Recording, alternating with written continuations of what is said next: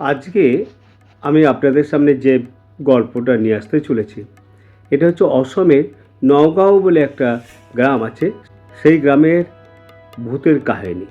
নমস্কার, ভালো থাকবেন। গল্পের নাম অদ্ভুত সেই রাত। লেখক এবং পরিবেশনায় আমি প্রদীপ বর। সময়টা ছিল 1980 সালের শীতকালের ঘটনা। অফিসের কাজে আমাকে যেতে হয়েছিল অসমের নগাঁও গ্রামে। সেদিন ট্রেন থেকে আমি যখন নামলাম তখন গভীর রাত হয়ে গেছে। রাত প্রায় 1:45। অনেকটাই রাত, শীতকালের রাত তো। ট্রেন থেকে নেমে স্টেশনের বাইরে এসে দেখলাম চারিদিক অন্ধকার, নিস্তব্ধ, জনশূন্যহীন একটা পরিবেশ, গা ছমছম করার মতো। আমার সঙ্গে যে গুটি কয়েক যাত্রী নেমেছিল ট্রেন থেকে, তারা অনেকেই মোটর বাইক অথবা সাইকেলে করে তাদের গন্তব্যস্থলে এগিয়ে গেল। কাছাকাছি বাড়ি তারা হেঁটে হেঁটে কেউ কেউ চলে যাচ্ছে। আমি একাই হতভম্ব হয়ে কিছুক্ষণ দাঁড়ালাম, তারপর আবার এগিয়ে যেতে শুরু করলাম। কিছুক্ষণের মধ্যে আমি নিঃসঙ্গ হয়ে পড়লাম। প্রত্যেকেই প্রত্যেকের জায়গায় চলে গেল, আমি তখন একা হয়ে গেলাম রাস্তার মধ্যে। তখনকার দিনে এখনকার মতো রাস্তায় স্ট্রিট লাইট থাকতো না, অথবা এখন যত লাইট আছে, ঝলমলে লাইট থাকে সবসময়, এলইডি লাইটগুলো, তখন ওসব ছিল না। ইলেকট্রিক ব্যাপারটাই তখন ছিল না। এইরকম একটা সময়ের কথা আমি বলছি। কিছুটা এগিয়ে যাচ্ছে, চারিদিকে ঘন জঙ্গল, তারপরে কিছুটা মাঠ ধুধু করছে, তারপরে বাঁশঝাড়। রাস্তা দিয়ে এগিয়ে চলেছি, গভীর জঙ্গলের মধ্যে দিয়ে দু সাইডে বাঁশঝাড়, ঝিঁঝি পোকা ডাকছে, অন্ধকার, অদ্ভুত একটা ভৌতিক পরিবেশের মধ্যে দিয়ে আমি এগিয়ে চলেছি। দূরে দূরে ছোট ছোট কুঁড়ে ঘর দেখা যাচ্ছে, এবং ফাঁকা ফাঁকা অনেকটা দূরে দূরে কুঁড়ে ঘর দেখতে পাওয়া যাচ্ছে। অন্ধকারের মধ্যে থেকেও সেই ঘরের প্রদীপের আলো টিম টিম করে জ্বলছে, বোঝা যাচ্ছে। কাঁচা বাড়ির সামনে বড় বড় গাছ, বট গাছ, রাতের আকাশের গাছ এগুলো যেমন হয়, ঘন কালো, গাঢ় সবুজের মধ্যেও কিছু কিছু কালো মতো দেখায়, সেই ধরনের গাছ। আর গাছের মধ্যে থেকে ছোট ছোট আলো দেখা যাচ্ছে।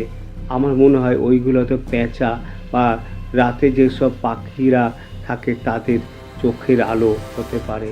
এই ধরনের একটা পরিবেশ, ঝিঁঝি পোকা ঝিঝি ঝিঝি ঝিঝি করে ডাকছে, অস্বাভাবিক একটা সাউন্ড কানের মধ্যে আসছে, ভয় লাগছে। রাস্তার ধারে দু একটা যে দোকান আমার চোখে পড়ছিল, সেগুলো সবই বন্ধ। ভেতরে মনে হচ্ছে যেন কারা সব ফিস ফিস করে কথা বলছে, সেটা অনুভব করছি আমি। অন্ধকারের মধ্যে যে দোকানগুলো দেখা যাচ্ছে যেভাবে, তাতে দোকানের কাছে যেতেও সাহস করছে না। আমি করলাম কি, কোনো দিকে না তাকে আমি সোজা হাঁটা দিলাম। তার উপরে শীতের রাত, হাড় কাঁপিয়ে দিয়ে ঠান্ডা, কি যে শীত! গ্রামের মধ্যে এত শীত হয়, সেটা যদি আপনি না যান বুঝতে পারবেন না। শহরে মানুষরা এত শীত অনুভব করে না, তো গ্রামে হাড় কাঁপুনি ঠান্ডা, কেঁপে যাচ্ছে হাড়, এতটাই ঠান্ডা। আমাকে যেতে হবে সেই মারিয়াল স্টেশন থেকে প্রায় 14-15 কিলোমিটার দূরে। আমি ভাবতে পারিনি ট্রেনটা এতটাই লেট করবে যে আমাকে বিপদে পড়ে যেতে হবে। রাস্তায় কোনো ট্রেকার, তখন তো ট্রেকার চলতো না, ঘোড়ার গাড়ি বা কোনো যানবাহন কিছুই নেই। হাঁটা দিচ্ছি একাই, বাস স্ট্যান্ডের দিকে যাওয়ার চেষ্টা করছি। কাউকে যে জিজ্ঞেস করবো সেই ধরনের মানুষও রাস্তাঘাটে নেই, এবং অনুমান করে আমি রাস্তা দিয়ে এগিয়ে চলেছি অন্ধকারের মধ্যে। হঠাৎ হঠাৎ দেখি সামনে একটা লম্বা রোগা লিখে লোক এগিয়ে যাচ্ছে। এতটাই রোগা, এতটাই লম্বা যে লোকটাকে দেখে কেউ অবাক লাগো, এতটা রোগা এতটা লম্বা লোক হতে পারে। ভাবছি হতেই পারে, আমি তো বিদেশে এসেছি, আমাদের ওখানে আলাদা এখানে আলাদা, রোগা লোক থাকতেই পারে। এইভাবে লোকটা আমার সামনে দিয়ে এগিয়ে এগিয়ে যাচ্ছে, সামনে লোকটি চলেছে চাদর গা দিয়ে, আমি তার পিছনে পিছনে যাচ্ছি। একবার ভাবছি লোকটাকে ডাকবো, আবার ভাবছি না, যদি কিছু চোর ডাকাত হয়।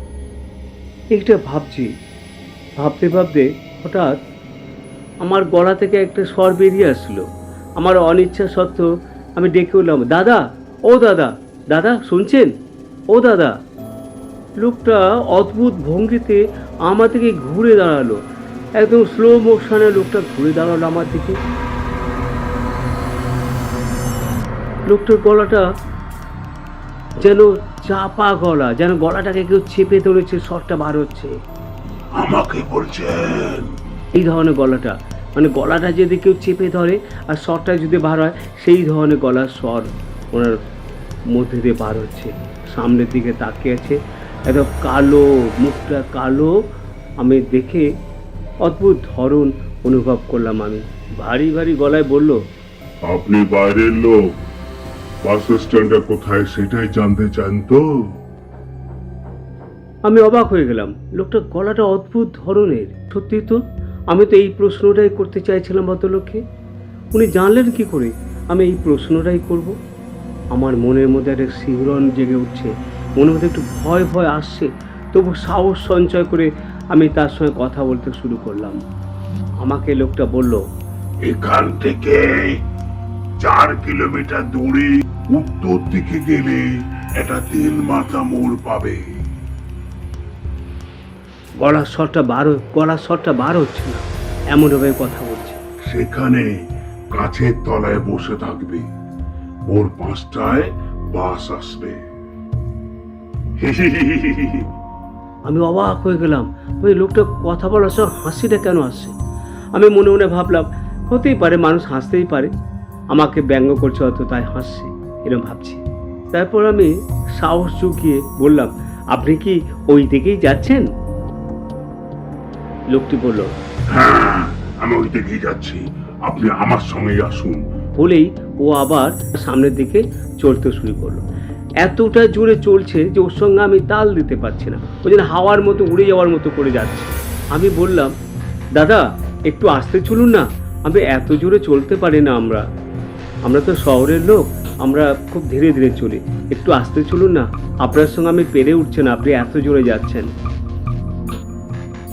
লোকটা তখন বলল, ঠিক আছে, আমি একটু আস্তে আস্তে যাচ্ছি, তুমি আমার পেছনে পেছনে এসো।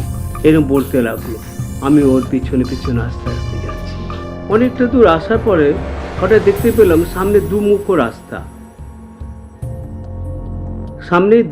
রাস্তা, রাস্তাটা দেখা যাচ্ছে অল্প আলোতে, চারিদিকে জঙ্গল, নিস্তব্ধ, ঝিঝি পোকার ডাক, আর অদ্ভুত একটা ভারী কি একটা পরিবেশ ওখানের মধ্যে আছে। হঠাৎ নিস্তব্ধতা কাটিয়ে লক্ষ্য করলাম লোকটা নেই। আমার গা ছমছম করছে, গা গরম হয়ে যাচ্ছে, ভয়ে কাঁটা দিয়ে উঠছে, লোকটা গেল কোথায়? লোকটা নেই। আমার সামনে যে লোকটা একটু আগে হেঁটে দিয়ে যাচ্ছিল সে নেই।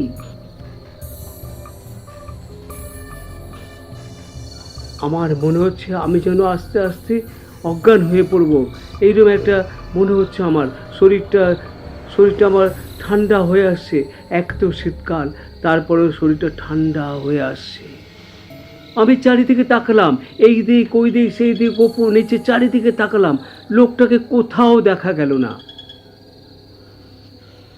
ঠিক সেই মুহূর্তে জঙ্গলের ভেতর দিয়ে একটা কণ্ঠস্বর শোনা গেল, এবং সেই কণ্ঠস্বর বলছে, সোজা সোজা সোজা যাও, সোজা গেলে বাস স্ট্যান্ড দেখতে পাবে, সোজা। তারপর ভয়ঙ্কর একটা হাসি।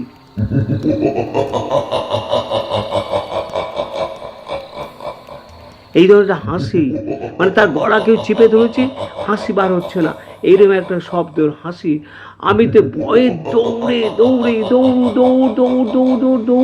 প্রচুর দৌড়চ্ছি। আমার মধ্যে আমি আর নেই তখন, প্রচুর দৌড়চ্ছি। এক হাতে লাগেজ, এক কাঁধে পুঁটলি নিয়ে দৌড়চ্ছি। আমার মধ্যে আমি আর নেই, আমি খালি দৌড়চ্ছি অন্ধকারে কোথায় যাচ্ছে নিজেও জানে না। দৌড়েই চলেছি আমি। আমাকে ঘিরে চারিদিকে গ্রামের লোকেরা দাঁড়িয়ে আছে, কেউ বসে আছে, আমাকে কেউ সাহায্য করার চেষ্টা করছে। চারিদিকে আস্তে আস্তে আলো ফুটেছে, ভোরের আলো। অন্ধকার সরে গিয়ে ভোরের আলো ফুটেছে। গ্রামের কালো কালো মানুষগুলো, পরনে কিছু নেই বললেই চলে, এই ধরনের মানুষগুলো আমাকে চারিদিক দিয়ে ধরে আছে। তাদের মধ্যে কেউ আমাকে জল দিচ্ছে, জল খাবেন। কেউ বলছে দাদা চা খাবেন, চা নেন, গরম চা খান। কেউ বলছে দুটো বিস্কুট খান। অর্থাৎ আমাকে তারা সুস্থ করার চেষ্টা করছে। প্রত্যেকে কিছু না কিছু তাদের দেওয়ার জন্য দেবে, আমাকে ওঠাবার চেষ্টা করাচ্ছে, আমাকে কিছু খাওয়ার চেষ্টা করেছে, গায়ের ঘামটা মুছে দেওয়ার চেষ্টা করছে। এই রকম করছে গ্রামের মানুষগুলো সব। আমি তখন কাঁপা স্বরে, ভয়ে কাঁপা স্বরে বলছি, আমি এখানে কেন? আপনারা কারা? গ্রামের এক বৃদ্ধ লোক তখন আমাকে বলছে, আগে আপনি বলুন, আপনি দৌড়ে কেন আসছেন? আর দৌড়ে এসে এখানে পড়ে গিয়ে অজ্ঞান কেনই বা হলেন? আমার মুখ দিয়ে সেই রাতের অভিশপ্ত সমস্ত গল্পগুলো শোনার পরে সেই বৃদ্ধ মানুষটি আমাকে বলল, আরে মশাই, আপনি তো ভাগ্যবান, ভগবান আপনাকে বাঁচিয়ে দিয়েছে, আপনি বেঁচে গেছেন। অনেক বছর আগে আমি যখন ইয়াং ছিলাম, আমার বয়স তখন কম ছিল, আমি তখন শুনেছি ওই জঙ্গলের গাছের মধ্যে একটি লম্বা লোক, গ্রামেরই একটা লম্বা লোক গলায় দড়ি দিয়ে আত্মহত্যা করেছিল। সে লোকের মুখে শোনা, সেই সারা রাত ওই রাস্তা দিয়ে চলাফেরা করে, ওই রাস্তাতেই ও সব সময় থাকে। শোনা কথা, মানুষজন বলে যে ওই রাস্তাতেই ওই লম্বা মতো ভোলা, ওর নাম ছিল ভোলা থাকতো, এবং ও কারোর কোনো ক্ষতি করে না। ও প্রত্যেককে রাস্তা দেখাতো, সবাইকে রাস্তা দেখিয়ে দিত। যার যে প্রবলেম হতো ওই রাতে ও সেটাকে উপকার করতো তার। ও ভূত হলো ভালো ভূত, ও কারোর কোনো ক্ষতি করে না। তারপর লোকটা একটু থেমে বলল, তবে একটা জিনিস, ওই লোকটার হাসিটা এমন বিকটভাবে হাসে যে ওই হাসিটা শুনলে মানুষের ভয়ে দৌড়তে শুরু করে, এবং তখনই মানুষের হার্ট ফেল করে, মারা যায়। কেউ বেঁচে যায় তো ভাগ্য ভালো, যদি না হাসিটা সহ্য করতে পারে তাহলে সে তখন ওখানেই মারা যায়। বেশিরভাগ লোকই এই হাসির জন্যই মারা গেছে। কিন্তু ভূতটা কিন্তু ভালো, কারণ ক্ষতি করে না, মানুষই তার হাসিটাকে সহ্য করতে পারে না। সব কথা শুনে গ্রামের লোকরা আমাকে বিস্কুট খাওয়ালো, চা খাওয়ালো, ওঠালো, বসালো। তারপর ওদের সাহায্যে আমাকে ওরা মারিয়ালের বাসে উঠিয়ে দিল। আমি মারিয়ালের বাসে উঠে বসলাম। জানলার ধারেই আমাকে বসার ব্যবস্থা করে দিল গ্রামের লোকেরা। আমি বাসের মধ্যে বসে বসে সেই অভিশপ্ত রাতের কথা ভাবছি। তাই আজও যখন আমি একা থাকি, আমার সেই নওগাঁয়ের অন্ধকার রাস্তার কথা মনে পড়ে, সেই জঙ্গলের কথা মনে পড়ে, আর সেই হাসি, বিকট শব্দের হাসিটা আজও আমার মনে পড়ে। গাটা শিউরে ওঠে, গাটা তখন কাঁপুনি দিয়ে শিউরে ওঠে এখনো সেই কথা মনে পড়লে। বন্ধুরা, আমার এই গল্প যদি আপনাদের ভালো লাগে তাহলে লাইক, শেয়ার, কমেন্টস অবশ্যই করবেন, আর সাবস্ক্রাইব করতে ভুলবেন না। নমস্কার, ভালো থাকবেন।